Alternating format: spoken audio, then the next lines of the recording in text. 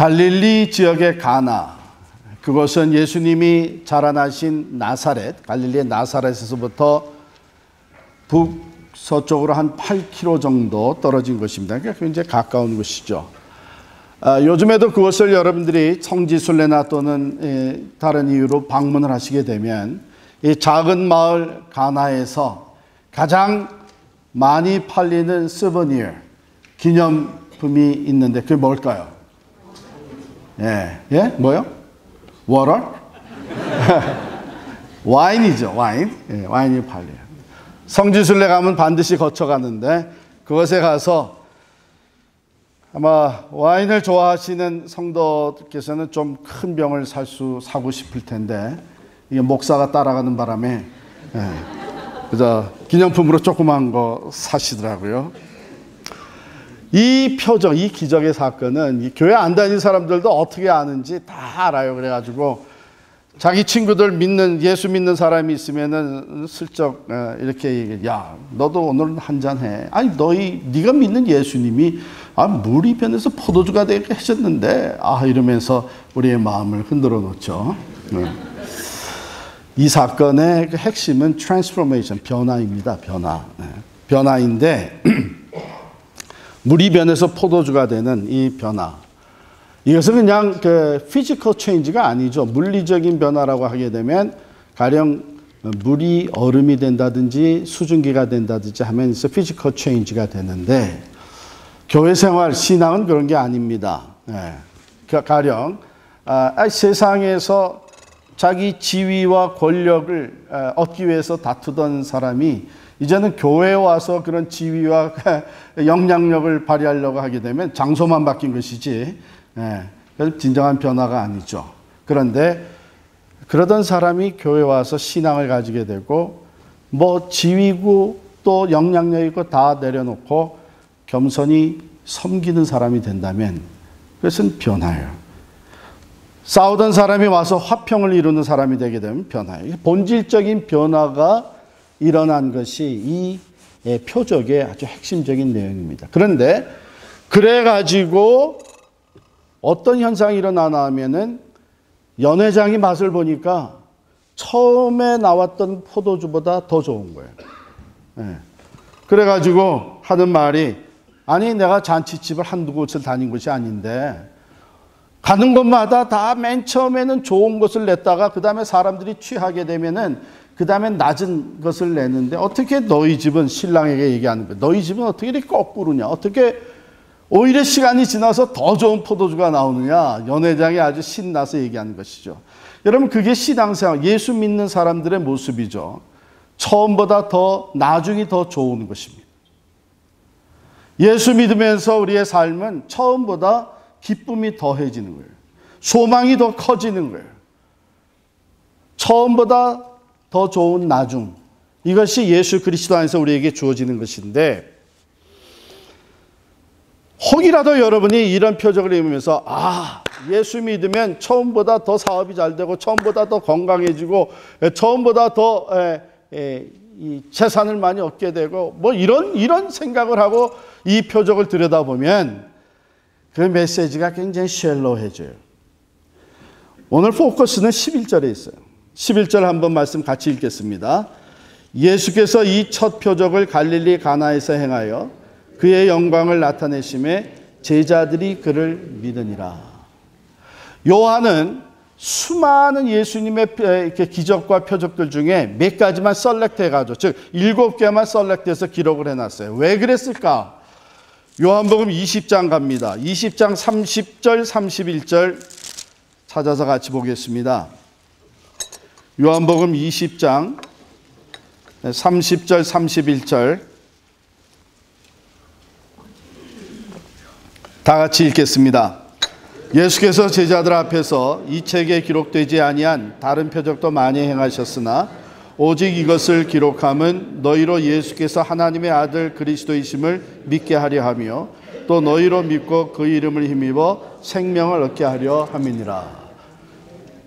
목적이 뭐예요? 이 표적을 통해서 하나님의 영광을 보게 해야 되고 여기 11절에 있는 대로 갈릴리에서 이 표적을 행하여 그의 영광을, 하나님의 존재, 하나님의 God's presence, 하나님의 영광을 보고 그 다음에 그 예수를, 하나님과 같으신 분이 하나님이시구나, 우리의 구원자가 되시는구나, 그 예수를 믿게 하려 함이고 믿음으로 말미암아 영생에 이르게 하려고 하는 것이 목적이에요.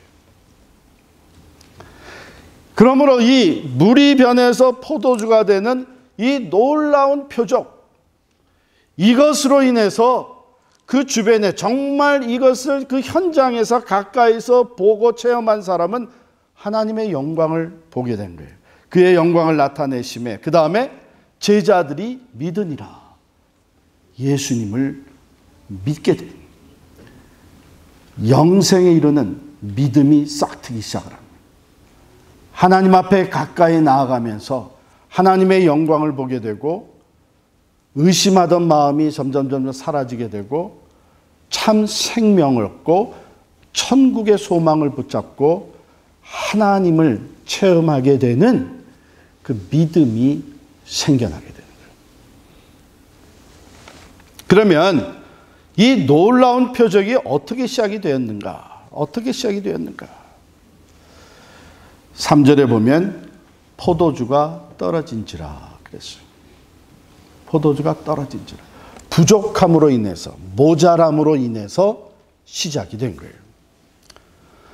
우리는 모두가 다 부족한 거 안 좋아합니다. 이왕이면 넉넉하고 풍성하고 다 채워지고 모자람이 없는 이런 삶, 이런 인생을 살기를 원합니다.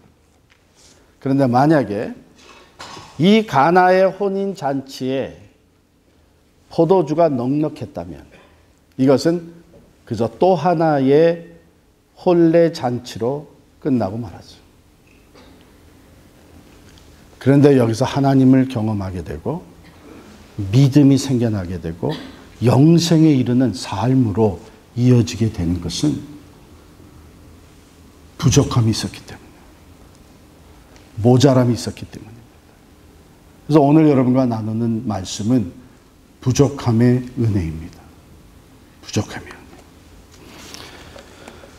우리가 다 부족한 것이 있습니다.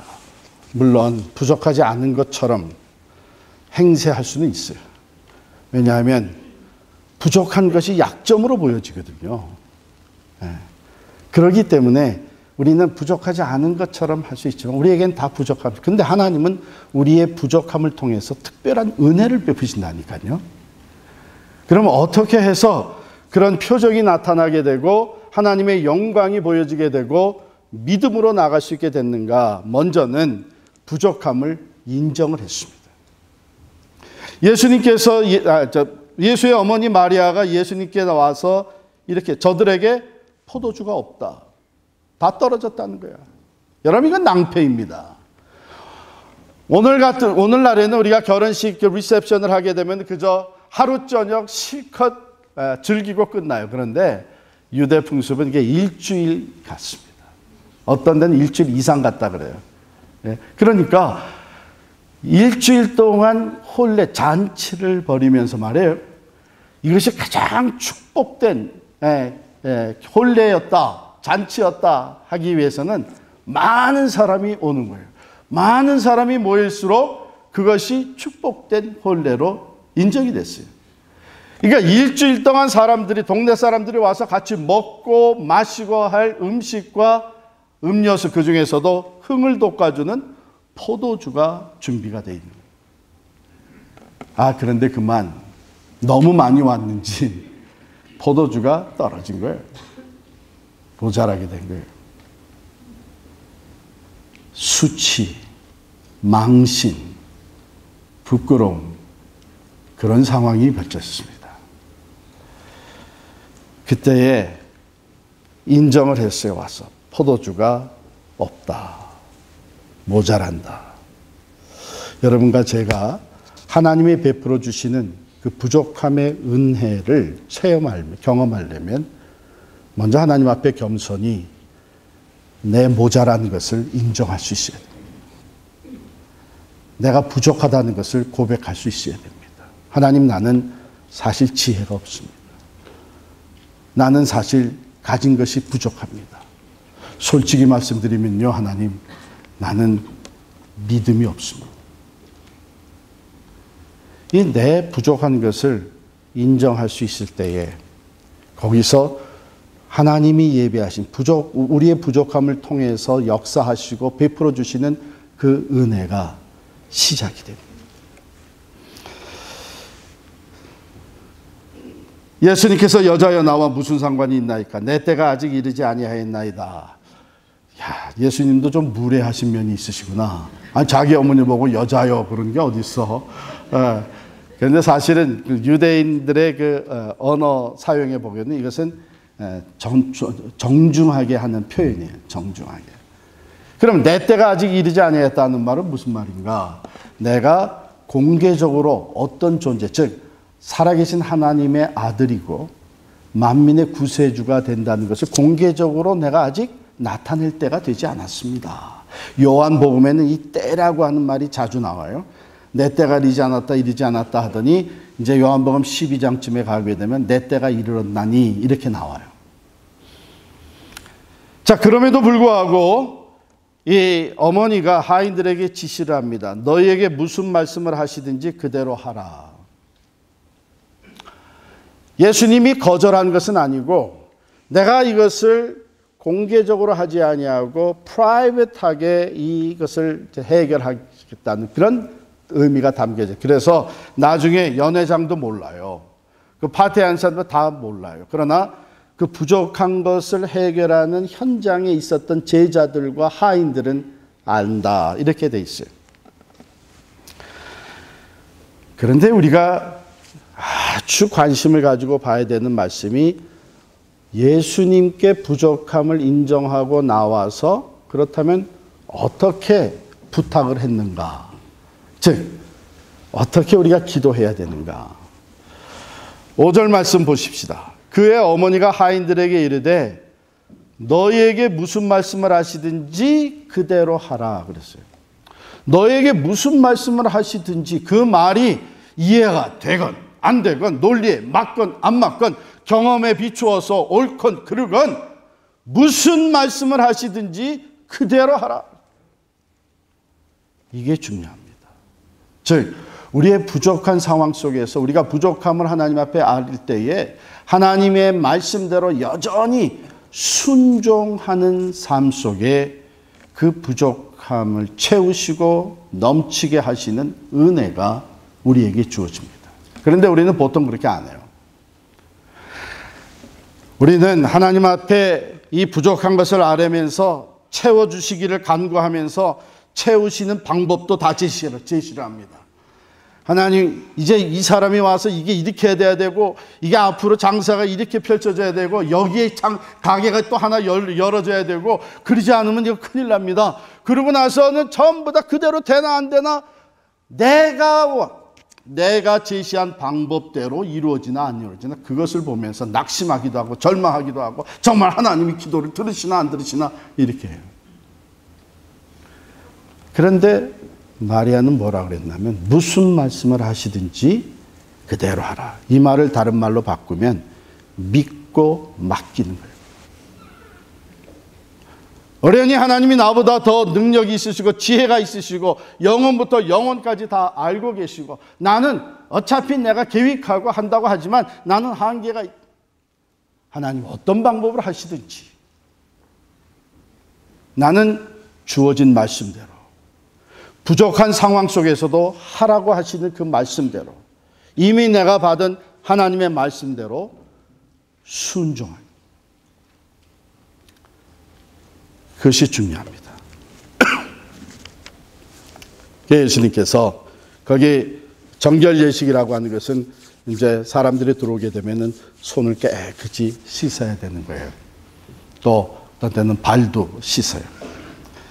그런 정결 예식을 따라 두세 통 드는 돌 항아리 6이 있는데 지시를 하십니다. 뭐라고 하시냐면 두 가지인데 첫 번째는 항아리에 물을 채우라. 두 번째는 이제는 떠서 연회장에게 갖다 줘라. 세상에 그런 법이 어디 있어요? We all know. Garbage in, garbage out. 물을 넣었으면 물이 나오는 거지. 그거 갖다 줬다가 누구 망신시켜. 이게 누구 놀리는 거야? 따고 맞기 딱 좋은 거예요. 그런데 예수님이 그렇게 하라 그랬었어요. 그랬더니 이게 물이 변해서 포도주가 됐어요. 포도주가 됐어요. 이야, 성경 공부를 하게 되면 바로 이런 부분에서 집요하게 질문하는 사람이 있어요. 진도가 안 나가는 거예요. 목사님, 언제 물이 변해서 포도주가 됐어요? 그 항아리에 물을 부을 때에 포도주로 변했습니까? 아니면 그 항아리 아구까지 다 찼을 때 변했습니까? 아니면 그것을 뜰 때에 변했습니까? 아니면 연회장에게 갖다 줘서 건네줬을 때 변했습니까? 그걸 내가 어떻게 알아? 그런데 이상하게 그런 데 관심이 있어가지고서는 거기 풀리지 않으면 진도가 안 나가는 거야. 그래서 우리 성경 공부할 때 이게 풀리지 않는 거, 이런 거는 그냥 넘어가. 나중에 천국 가서 물어보지. 이게 중요한 건 뭐예요? 순종했다는 거예요. 순종했다는 거예요. 부족한 상황 속에서도 말씀이 주어졌을 때에 말씀대로 순종했다는 거예요. 우리가 말이에요. 신앙생활을 한다면서 내 논리와 내 경험, 내 계산에 맞지 않는 것은 나는 현대인으로서, 과학을 공부한 사람으로서, 논리가 분명한 사람으로서, 이성적인 존재로서 난 그거 따를 수 없다. 그렇게 평생 신앙생활 해보세요. 하나님 경험 못합니다. 무슨 일이 잘 풀리면 물론 기도는 하죠. 형통케 해주세요. 응답해 주세요. 그런데 그런 사람들은 그래서 응답이 주어지고 일이 풀리면 계산대로 됐구나. 역시 논리대로 풀렸어. 이러고 나오는 거예요. 그런데 오늘 말씀의 핵심은 어디 있다고요? 하나님의 영광을 보게 됐다는 거예요. 하나님의 임재, God's presence를 체험할 수 있게 됐다는 거예요. 그래서 없었던 믿음이 생기기 시작을 했다는 거예요. 그리고 그 믿음이 우리로 하여금 영생에 잇대어지는 영원한 소망을 갖게 되는 하나님의 나라를 소유할 수 있는 믿음으로 나아가게 된다는 거예요.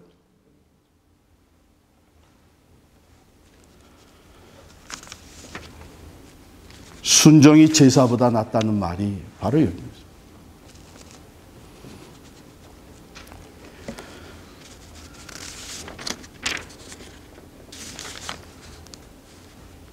우리는 다 부족함을 원하지 않습니다. 그런데 한번 생각해 보세요. 그러면 부족함이 없이 모든 것을 다 갖춘 사람은 정말 행복할까요? 어떻게 생각하세요?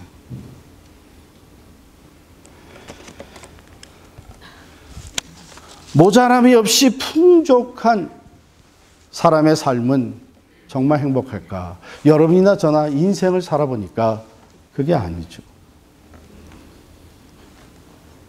내가 부족한 것을 채워나가기 위해서, 성취하기 위해서 열심히 목표를 세우고 나가서 성취를 했어요.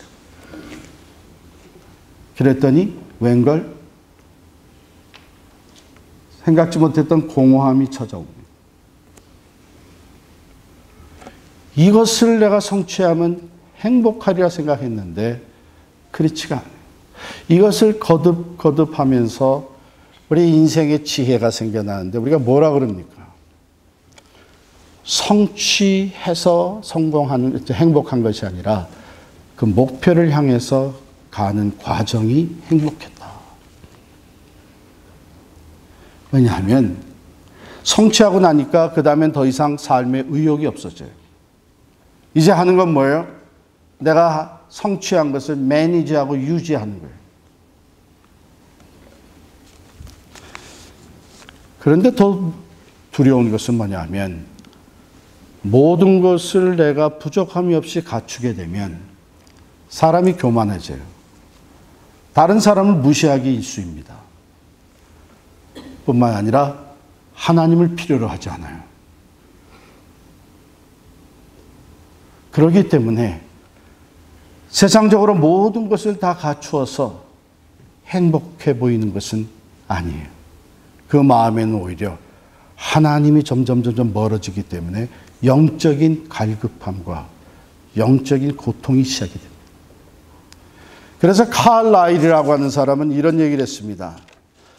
역경을 이기는 사람이 100이라면 번영을 이기는 사람은 1명이다.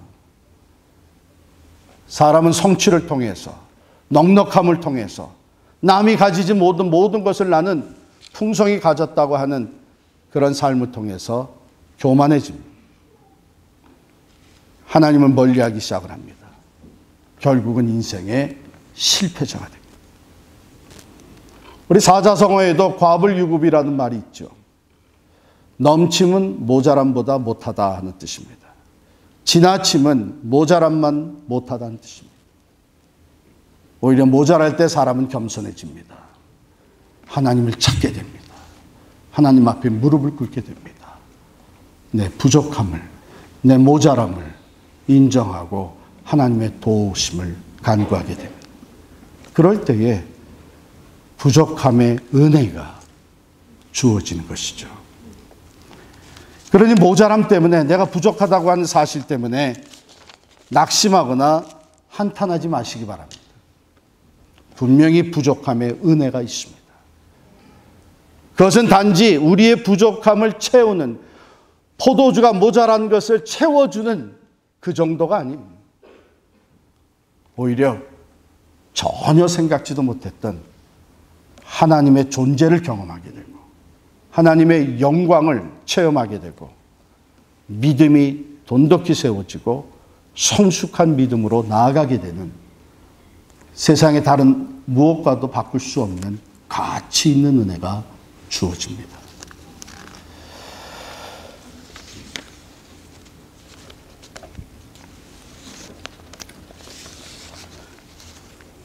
지난 주간에 우리 교구 목사님 한 분을 통해서 지금 우리가 교회 건물을 두고 나온 이후에 부족해졌어요. 그 부족한 가운데 하나님이 베푸시는 은혜, 여러 가지 얘기들을 이제 우리가 나누고 있는데, 그 중에 아주 참 제 마음에 큰 감동으로 와닿은 부족함의 은혜가 있었습니다. 이 집사님이 자기 아들 때문에 걱정이 있었던 거예요. 이제 대학 갈 때가 점점 가까워 오는데, 어려서부터 분명히 교회에서 자랐는데 이 아이가 하나님이 살아계시다는 것에 대한 확신이 없는 거예요. 그러니까 신앙이 좋은 어머니가 이제 얼마 안 있으면 내 품을 떠나게 되는데 하나님이 살아계시다고 하는 확신이 없이 집을 떠나게 되면 이 아이가 너무 걱정이 되는 거예요. 그래서 늘 기도의 제목이 대학 가기 전에 하나님의 존재를 체험하게, 하나님이 살아계시다고 하는 것을 얘가 확신할 수 있게 해달라고 그렇게 기도했는. 우리가 건물을 포기하고 나온 그 첫 주일 12월 31일 무척이나 추웠던 그 주일에 이 아들이 교회 갔다가, 엄마 따라서 여기 와서 예배를 드려 교회 갔다가 오더니 오늘 하나님이 살아계시다는 것을 알게 됐다는 거예요. 그 어머니가 너무 좋아서 어떻게? 어? 너 오늘 무슨 은혜를 받았니?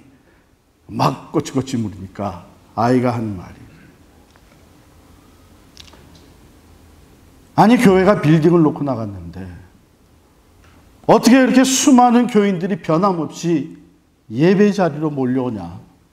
엄마, 엄청나게 추웠지 않았어? 그런데 왜 그렇게 많은 사람들이 다 가리우고, 추워서 다 가리고 눈만 내놓고 그렇게 나와서 주차 안내를 하냐? 그 중에는 여자분도 계시는 걸 자기가 봤다는 거예요. 하나님이 살아계시지 않는다면 왜 이 사람들이 이렇게 할 거냐 말이야. 하나님은 분명히 살아계시다는 것을 나는 오늘 강하게 느꼈다고. 이런 고백을 합니다. 모자람으로 인해서 주어진 생각지도 못했던 은혜죠. 하나님의 존재를 체험하게 되고 하나님의 영광을 보게 되고 믿음이 싹트게 되는 놀라운 은혜죠. 저도 모자람의 은혜를 참으로 간증을 하겠습니다. 여러 가지 저는 지금 여러분과 더불어서 이런 변화된 상황 속에서 계속 하나님의 그 새로운 은혜를 경험하고 있는데, 지난 수요일 우리 재직 수련회 마치고 집으로 돌아가는 길에 제 아내랑 대화를 했습니다. 제가 아주 열정적으로 우리 이제 선교적 교회로 나가야 되고, 우리는 선교사고, 우리가 살아가는 삶의 영역이 다 선교지고, 우리 집이 선교사의 집이고 그랬잖아요. 네, 끄떡끄떡거린 사람은 나온 사람이고, 네, 그렇지 않은 사람들은 지금 저게 무슨 소리야. 네, 이제 그러고 갔는데 제 아내가 저보고 하는 얘기가, 나는 요즘 당신 모습이 참 보기 좋다. 아침이면 백팩을 메고 마치 선교제에 나가듯이 나가는 모습이 너무나 좋다.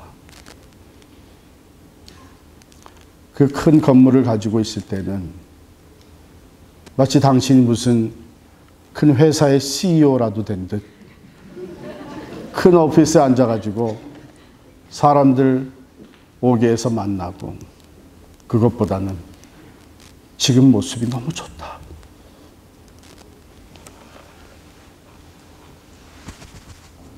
그 얘기를 들으면서 제 마음은 20년 전으로 돌아갔습니다. 아, 내가 맨 처음 교회를 개척했을 때 이렇게 했었는데, 벨리 디킨슨 대학 캠퍼스를 찾아다니고 여기저기 사람들이 모인 곳에 찾아다니고, 어떻게 하면 한 영혼이라도 더 전도할까? 하나님께서 이 부족함을 통해서 제게 주신 은혜는 초심으로 돌아가는 은혜. 초심으로. 겸손하게 우리의 부족함을, 나의 부족함을 고백하면서, 하나님, 어떻게 하면 한 영혼이라도 더 구원할 수 있습니까? 어떻게 하면 우리가 이 지역에 하나님의 나라를, 저는 이거 해본 적이 없는데, 전통적인 목회만 하던 목사인데 이제 어떻게 하면 우리가 선교적 교회로 나갈 수 있습니까? 하나님 앞에 지혜가 부족하고 능력이 부족함을 아뢰면서 20년 전에 교회를 개척했던 그 초심으로 돌아. 바라기는 마음만 초심으로 20년 전 돌아가는 게 아니라 이 건강도 20년 전으로 돌아갔으면 좋겠어요. 부족함의 은혜는 우리가 생각지도 못했던 놀라운 변화와 하나님의 영광을 보게 해주시는 줄 믿습니다. 이 부족함의 은혜가 여러분 한 사람 한 사람, 여러분 각 가정에, 우리 교회에 넘쳐나기를 간절히 축원합니다. 기도하십시오.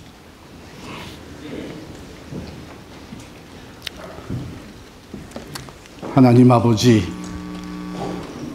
우리가 하나님이 베푸시는 그 부족함의 은총을 얻게 하시기 위해서 때로 우리 자신들을 비우게 하시고, 부족함을 고백하게 하시고, 모자람을 인정하게 하여 주시니 감사합니다.